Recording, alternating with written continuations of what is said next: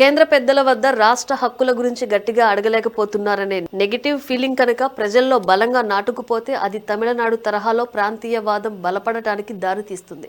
ఇదే అదునుగా ఈ రాజకీయ శూన్యతను భర్తీ చేయడానికి ఒక కొత్త రాజకీయ లేదా సామాజిక వేదిక సిద్ధం కావచ్చు. అది మేధావుల నుంచి రావచ్చు లేదా సోషల్ మీడియా వేదికగా పుట్టిన ఉద్యమం అయినా కావచ్చు. రాజకీయాల్లో శూన్యత చాలా ప్రమాదకరం. అది అస్థిరతకు దారితీస్తుంది. రాష్ట్ర రాజకీయ పార్టీలు దీన్ని గుర్తించుకోవాలి. ఢిల్లీ అధికారంలో భాగస్వామ్యం, నిధులు, పథకాల మంజూరుకు కేంద్రంలో సఖ్యంగా ఉండాల్సి రావచ్చు. కానీ గల్లీలో జనం నాడి పట్టుకోకపోతే చరిత్రలో కలిసిపోవడం ఖాయం.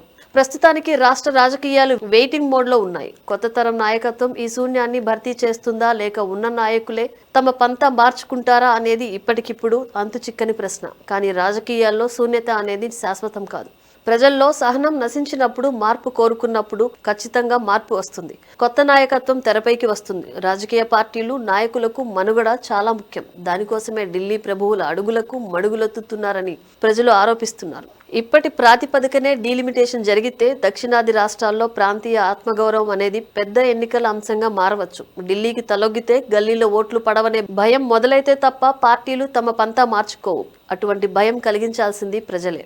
సోషల్ మీడియా పుణ్యాన ప్రజలు ఇప్పుడు ఢిల్లీలో ఏం జరుగుతుందో, తమ హక్కులు ఎలా హరించుకుపోతున్నాయో నిశితంగా గమనించగలుగుతున్నారు. అందువల్ల మార్పు రావడం పెద్ద కష్టం కాకపోవచ్చు. కానీ కొత్త నాయకత్వం అంటే అది కేవలం ఒక కొత్త పార్టీ పెట్టడం కాదు. ఒక బలమైన సిద్ధాంతంతో రావాలి. ప్రజా మద్దతు బలంగా పొందగలిగేలా ఉండాలి. ఒకవేళ ఉన్న పార్టీలు తమ సబార్డినేట్ అనే ముద్రను వదిలించుకోకపోతే ఒక కొత్త ప్రాంతీయ పార్టీ లేదా పౌర ఉద్యమం రాజకీయాల్లోకి రావడం ఖాయం. గతంలో ఎన్టీఆర్ రాకకు ముందున్న పరిస్థితే దాదాపు ఇప్పుడు కనిపిస్తోంది.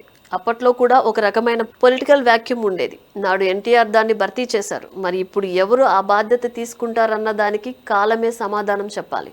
ప్రస్తుతానికి ప్రజలు మాత్రం వెయిట్ అండ్ సీ మూడ్లో ఉన్నారు. నాయకులు మారతారో లేదో తెలియదు, కానీ ప్రజల నిరసన మాత్రం అంతర్లీనంగా సెగలు కక్కుతోంది. అది ఎప్పుడు లావాలా ఉప్పొంగుతుందో ఎవరూ ఊహించలేరు. వచ్చే 2 ఏళ్లు చాలా కీలకం.